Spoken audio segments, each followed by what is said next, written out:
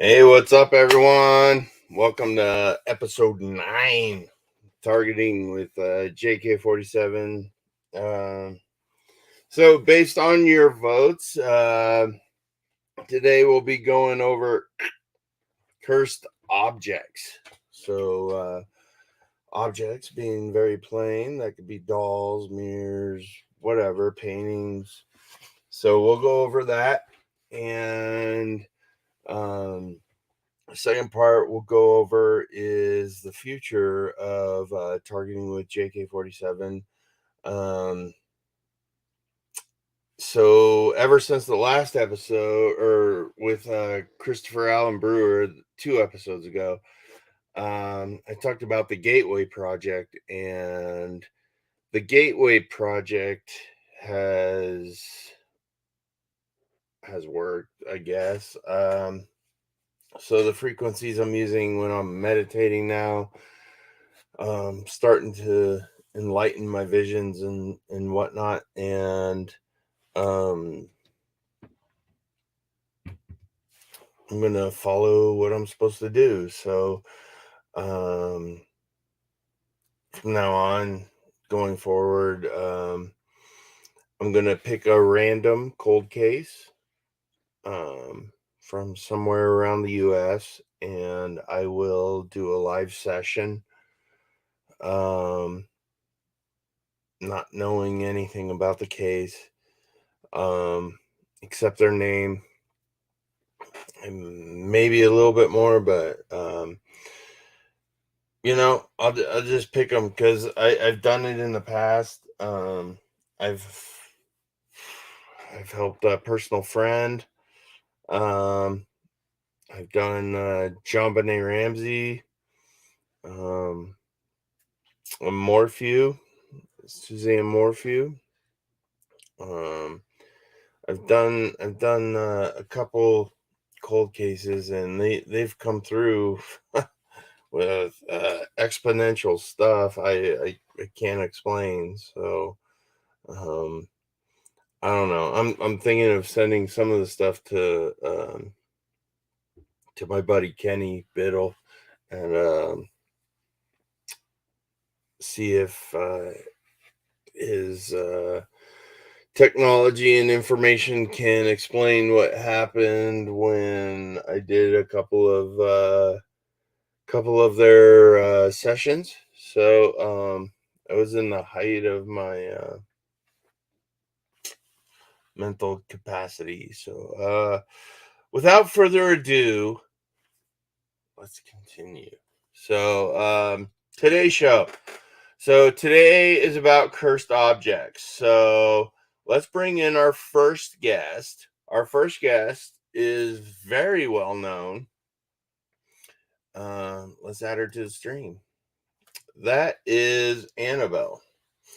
That is the Annabelle doll that's at the Warrens Museum in Connecticut. It's way different from the Annabelle doll that is in the movies. As you can tell, Hollywood likes to, I don't know, say exaggerate things. So the Annabelle doll um, is alleged that a girl possessed it when she passed in the 70s. Donna, a college student um, from the Annabelle movies, she's the one where it really started out. So she got it as a gift from her mom, and I don't know why girls like dolls like that. So, well, I just don't get it. But you can see I have my own Annabelle right here. It has a dress on, different clothes, but I can take that off. So, here's my Annabelle. Very little, exactly like it. She sits up here above my computer on my desk. So, um, over time, the doll started doing stuff in the house. So they would set this doll in a room, and they would come home from their shifts at the hospital or the shifts at the clinic or wherever they worked. They were nurses. That's all I know. And they would come home, and the doll's legs would be crossed, or the doll would be standing up, or the doll would be in all these different positions. And as time went on, um, Donna and her roommates started getting scared, you know, and Donna and her roommates um, started receiving notes supposedly from the doll. Um, as in the movie, it was a red crayon. And they saw the red on the hand of the doll. I don't know if it's still there. I don't know if the Warrens washed it, but that would be a good measurement, I guess, of effects. Maybe if they showed the hands of the doll up, and if you saw the red on it, um, but these notes would be saying help, help. So that brings me to why I was into paranormal, is to help spirit pass on. And obviously, um this spirit is calling out for help. And every investigation that I've gone through, everything that I believe is there is no demons. So if you follow the movies or the Warrens, they said that a demon named Valak was in this doll, and I don't believe that. I don't believe in demons. I believe that there's asshole spirits, like there's assholes in life. So you just got to deal with them and take them head on, and try to prove them wrong and get them to move on. So um yeah, so the Warrens were 100% sure that this doll um contained a demon from hell, but I think it's just maybe Annabelle's spirit getting pissed off because she's been in it so long that she wants to move on. And I just can't get over the fact that they still believe it's a demon, but whatever, that's their thoughts. That's what the stories stick to. That's what keeps the churches alive. So um I also believe that when the Warrens got the doll to their museum, they they put it in this case, and since the exorcism failed on this doll, um, they took it home from that girl's house. It was never tied to the original Conjuring. Those were two separate stories. So um, the Banshee or whatever was in the Conjuring is different from Valak, the demon in this doll, even though they were in the same movie. Movies fuck shit up all the time. So um, the Warrens took the doll, and I guess as Ed was driving back, he got in a bad car accident, and ever since the doll's been in this case, I guess a reporter in the 70s kind of mocked it, showed it disrespect. Um, got in an accident and so on and so forth. So um, that's the question. So do you think a spirit can possess a object? A spirit is energy. Spirit is energy. All these objects, everything around you, your house, your car, your the chair you're sitting in, you yourself, you're all this energy that is vibrating at a certain frequency. And once we pass on, we're able to understand these frequencies. So maybe we can get into this doll and we can just hide there. And when something pisses us off, we can react. You know, I that that's my understanding. I mean, Einstein said, and Kenny Biddle's right. He challenged me on a meme, that said that Einstein believed in spirits, and somebody had turned it around to his original theory that energy never dies, energy keeps on moving. And they took their perspective of it and transformed a saying. So I respect Kenny for that. But I believe in that energy. I believe that energy can keep moving. I believe that once we pass on, we can go into these objects and hide if we want to until we get mad. I don't even know how they know what we're saying. Like how is it so amazing that when you say something or see something,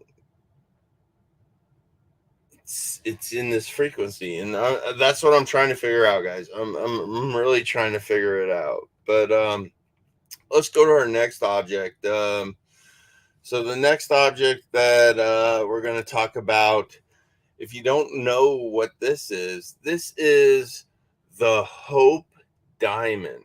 The Hope Diamond is one of the world's most famous diamonds. It's very expensive. It's tried to been stolen before, but the history of the diamond itself is that it probably came from India. It looks like from professionals that examined it that it was cut from India. Um, it was stolen from a statue, and it led to the thief's death. So, is it his energy that's in this diamond, or is it somebody that may have proclaimed an energy to go into this diamond? I don't know. It led to many deaths um, for people that own this diamond or came in contact with this diamond. Um, Jacqueline's Colette was one of the original owners of the Hope Diamond, and when she got it, she committed suicide. So it's possible that um, Jacqueline's Colette's spirit might be in this diamond. She was one of the first people to own it, and maybe her disparity or her dismay from life, her unfinished business, might have led her to become part of this diamond. I don't know. Like I said, this is stuff I'm researching. So but after Miss Colette, it went to the Princess de la Belle. She was the next one to own the diamond, and she died in a massacre in the French Revolution, shortly after she purchased it. So um, So the after she got it or purchased it, I'm not sure how she acquired it, but that's how that princess died. Um, the next owner um, was Jean La Taviere. Um, and the next owner of the Hope Diamond was mauled by wild dogs. Wild dogs mauled mauled this person, and I mean that's one of the worst ways to die. But the Hope Diamond right now is in lock and key in the Smithsonian Museum, and I believe it's in Washington D.C. Is where the Smithsonian is, and the Hope Diamond's there. Um, yeah, so it's pretty interesting how like the Annabelle doll person died in a tragic way, and with the Hope Diamond, a person died in a tragic way from the original owner. So it leads me to believe that there are opportunities for objects to be haunted. So let's look at the next one. Let's see, next one.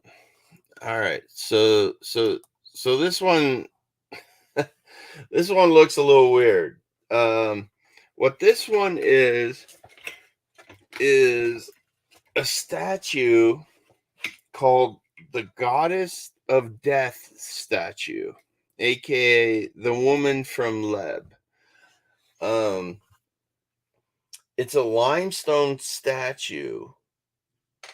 So, what do we know about limestone? One of the more haunted places in America is in Arizona. Um, there's a lot of haunted places in Arizona where there's a lot of limestone. Same in Utah, southern Colorado. There's a lot of haunted places. Wherever there's limestone, because it's a sediment and it stacks. Who knows if that's what stores that energy. So, with this statue, what we know about it is that it was crafted in 3500 BC. That's 3500 years before Christ. So it's interesting. It was found in Cyprus um, by an explorer in 1878. This statue, and the statue, as it went on, the guy that found it in Cyprus, he kept it in his house, and it went on to seven different family members of this explorer, and this explorer um, put a, a curse. I don't know how this could have happened. I don't know. Maybe it was a sacrificial emblem, and all the spirits from 3,500 years ago came, to bother these people. But seven different family members owned this object throughout the line that they owned it, and each died after 6 years of obtaining it. So if the explorer himself obtained it, 6 years he died, and then his son or wife carried it, 6 years they died. And that happens seven different times.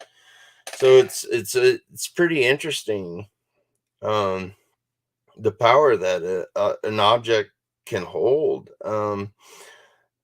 Ivor Menasuni um, was the next owner after the original discoverer, and he died only 4 years after purchasing it. and the statue vanished for a long time um, after Ivor died, and finally, the third family that got it, um, the Melred family, and they had a death, and there's it just brought chaos to their family. There was only two remaining of the family of this whole family line, and um, the family donated the object to the Royal Scottish Museum. So it's been in this museum ever since, and nothing's happened. Is it the reflections in this glass case that keep it impaled? You know, because mirrors have um, that kind of aspect that can withhold energy. Because if you think about it, a mirror is the only thing that can reflect a laser or maybe a shiny piece of steel. You know, it kind of ties all in together, and it just kind of opens my mind as to what happens after we die. So, speaking of mirrors, the next item, oh, that's not it. It's not on there, is it? There it is. The dark mirror. Um, the dark mirror is a haunted object that's in a traveling paranormal museum, but um as you can see, this person that took the picture, it's not even showing their reflection, which is kind of weird. So, but the owners of this mirror, um, you know, as a piece of art or whatnot, um, they would see reflections after owning it. They would see reflections of their corpses. So how terrifying would that be to see your future corpse, you know, see, you know, the marks left by your deceased body. That would totally bother me. That would be something that I wouldn't want to see. So let's go back. The next thing is a divot box. A divot box, they sell these on eBay and everything else, but what it is, it's part of Jewish mythology, um, that they would put a Dybbuk's witch in these box, or you know, as the Catholics call it, a demon, or you know, the Christians, they would put it in this box, and then you'd give this box to somebody to curse them, so that the spirit could run free in the house. And you know, just like any other object, you know, it makes me wonder, you know, can you trap a spirit in these boxes? Can you do that? I really don't know. But in this particular Divic box, this is the one that's in a Zach Baggins museum. You know, as much as I hate Zach Baggins, I give respect to the items that he has, because um, I respect the spirit. I don't have to respect him. I can respect the spirit, because he still has an opportunity to change himself and come true with all this shit. So, um, but in 2001, a man bought this specific divot box on eBay, and after purchasing it, once this divot box got to his house, he started experiencing a lot of strange activity. Doors opening, closing, lights turning on and off, things falling off the wall that there's no way they should fall. And after going through this for so many years, he decided, I think this is the thing that caused it, because this is the thing that I bought when this stuff started, and he gave it to Zach, and Zach put it in his museum. So that's about the Divock box. So next is one of most interesting um, dolls here. Let me get back here. Where are you, Robert? Robert the doll. Robert the doll is in Florida. Um, he's in the museum or something in Florida, but it was originally owned by Robert Eugene Otto. So Robert Eugene Otto, when he was a kid, this was bought and purchased by his grandfather in 1904. This was before World War One, before World War Two, um, but it's dressed up as a Navy soldier. So it's kind of interesting to see. But the original owner, Robert Eugene Otto, he died in 1974, and his wife died 2 years later. With the doll in the house, and the doll remained in the house, and um, after they did the estate sale and stuff, somebody picked up this doll, and the next owner of this doll said that the doll would move, just like the Annabelle doll. The doll would move, it would cross its legs, put its arms in certain positions. Um, it its face would change expressions, um, which is pretty notable. I would have took pictures. I would love to see the pictures of it, of the faces changing expressions. But they would also hear little children giggle. They would hear giggling um, with this doll. So without that, the doll changed owners a lot, a lot. They knew once they got the doll that stuff started happening, so they would get rid of it, and so it changed many different owners. And what the Robert would cause is chaos in the owner's life. It would cause accidents, divorce, all certain things. And now Robert sits in a museum in Florida, and you can see in the background there's all these letters to Robert from visitors that have come to see the doll, and they were disrespectful to it. And all these letters in the background of that picture um, are apologizing.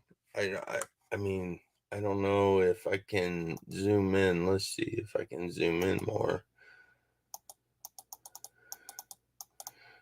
I don't know what these letters say.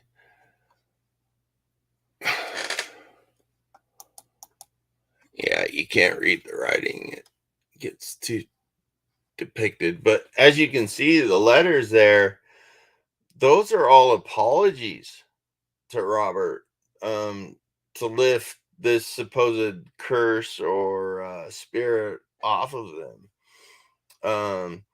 So they have a set of rules before you go in to see Robert, that you ask permission to take his picture. Um, and that you respect him. You respect Robert. Uh, if you don't show him the respect or whatnot, supposedly that's when the curse kicks in. So I don't know who Robert Eugene Otto is, but with him being the first and last person that owned him before the curses started, I would believe that his spirit is trapped in the doll. And that brings me to the next point. I my very first investigation was in Michigan, and um some of the stuff I caught was unbelievable. um I was scared to death, man. I can't tell you. It was in Michigan. I live in Colorado. So on that plane ride, that whole way there, I was just like, okay, I gotta stay strong. I gotta stay vigilant. I gotta help these people. So I got on the plane, and when I landed, um, Kelly and Frank came and picked me up, and we drove back. It was about an hour drive, 45 minutes an hour, and got into their house. And before walking into their house, I could feel something watching me. I could feel something something bad, but I didn't want to show it to them. You know, I I I fought really hard because it's my first personal investigation, and went into their home. They showed me around. They showed me where I was sleeping, and I was in the room where most of the stuff happens. So I uh, I was laying in the room there, just kind of unpacking and stuff, and I started to smell like rotting flesh. Is what it smelled like rotting meat. And I went out and I grabbed Kelly and I said, "Can you smell it?" She's like, "Yeah, yeah, we smell it all the time. It's also over here." And it was also in the where the um, washer and the dryer were. And that was the only places in the house that you'd smell it. So, I wanted to take the perspective of it. Went under their house to even search to see if there was any dead varmints or raccoons or anything that was giving off this smell. There was absolutely nothing under the house. And I tell you guys, like, I hated going under their house because I hate snakes. I hate being in tight spaces. And I was on Frank's crawly thing that he uses to fix under his car. I was using that to roll around in the ground under the house. And oh man, I hated being down there, but I was there to do a job. And so here's a clip of the first night of being there. This is the first half hour. I had just gotten into the room and um felt something and turned on the camera. This is what I saw. So A lot of activity. Look at that. right Look there in the at middle. that. Are you here? Do you wish to communicate? I see you. Holy crap. Look at that thing move around.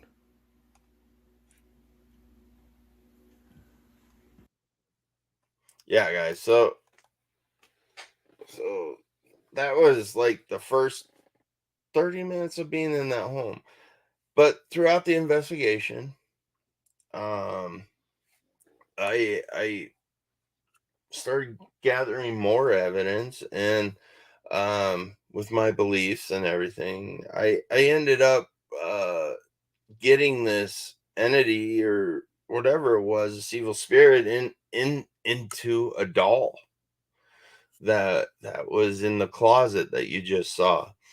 I'll play it again. So A lot of this activity. closet, Look there's a at doll. that. You can see Look the at skirt on the that. bottom there. Are you here? Um, but there's You a wish to doll in communicate? I see there, you. and I didn't know Holy that. Like crap. Look at that thing move I around. was so excited by that experience that I just had, and I I went around the house trying to get stuff. Cat balls were going off every now and then, and um, throughout the time there, as I added the brine barrier, I trapped it into the closet basically, and I trapped it into this doll. And I asked Kelly about the doll, and she said that yeah, that was mine. It's an old doll, and I said Kelly, it's kind of weird. Did it have eyes at some point, or were the eyes ever knocked out of it? And it was a porcelain doll, and she said, "What?" And she came into the room and looked in the closet at the doll, and the eyes were missing. And she went and asked her husband about it, and Frank said, I don't know." And the funny thing is that the eyes the eyes of the doll weren't inside the doll's head, or else you'd hear him rattling around. Like, hold the doll upside down, you'd hear the glass eyes rolling around in there. And they weren't in the closet, they weren't on the ground. This doll had no eyes, and the face is glass. It's like porcelain glass. So the only way to get the eyes out would have been to break the doll. But there were no breaks in it. And here's a picture of the doll. Let me show you here.